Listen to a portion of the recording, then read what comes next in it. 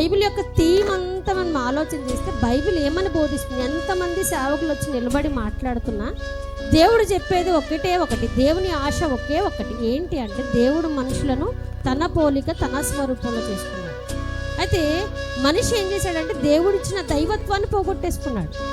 అందరూ పాపము చేసి దేవుడు అనుగ్రహించి మహిమను పొందలేకపోతున్నారు. దేవుడిచ్చే ఆ కృపను, దేవుడిచ్చే ఆ పరలోకాన్ని పొందుకోవడానికి మనిషి తన పాపం వల్ల పోగొట్టుకున్నాడు దైవత్వాన్ని. ఇప్పుడు బైబిల్ ఏం నేర్పిస్తుంది? సేవకులు ఏం చెప్తున్నారు అంటే పోగొట్టుకున్న దైవత్వాన్ని తిరిగి పొందుకోవాలి. ఆ దైవత్వాన్ని తిరిగి పొందుకోవాలంటే దేవుడు మనకి ఎన్నో అవకాశాలు ఇస్తున్నాడు. ఈరోజు సజీవంగా భూమి మీద బ్రతుకుతున్నాము, ఆరోగ్యంగా సంతోషంగా బ్రతుకుతున్నాము అంటే ఎందుకు బ్రతుకుతున్నాము? ఎందుకు దేవుడు మన జీవితాలను పొడిగిస్తున్నాడు? ఎందుకు మన జీవితాల్లో ఆరోగ్యాన్ని ఇస్తున్నాడు? ఎందుకు మన జీవితాల్లో నెమ్మదినిస్తున్నాడు అంటే ఒకే ఒక కారణం, ఇంకా దేవుని పోలికలో మనం పోగొట్టుకున్న దైవత్వాన్ని తిరిగి పొందుకోవడానికి మనం ప్రయాసపడాలి.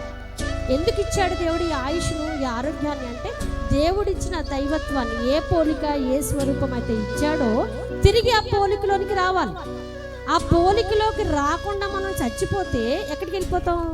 నిత్య నరకానికి జారిపోతాం. అందుకే దేవుడు తన ప్రియ కుమారుడైన యేసుక్రీస్తు గారిని భూమి మీదకి పంపించి ఆయన చేసిన బోధ, ఆయన చేసిన త్యాగం అంతా దేనికోసం అంటే మనిషిని పరిపూర్ణుడుగా చేయాలి, మనిషిని పరిశుద్ధుడుగా చేయాలి, మనిషిని దేవుడున్న లోకానికి చేర్చుకోవాలనేది దేవుని ఆశ.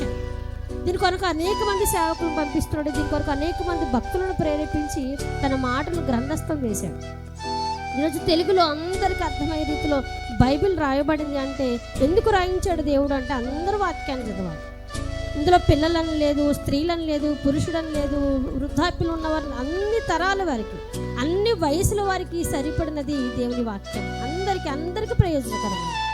పిల్లలు ఎలా ఉండాలో, భార్యలు ఎలా ఉండాలో, భర్తలు ఎలా ఉండాలో, వృద్ధులు ఎలా ఉండాలో అన్నీ కూడా నేర్పించే ఒక గ్రంథం ఏది అంటే దేవుడిచ్చిన ఈ దైవ గ్రంథం. మరి ఈ గ్రంథం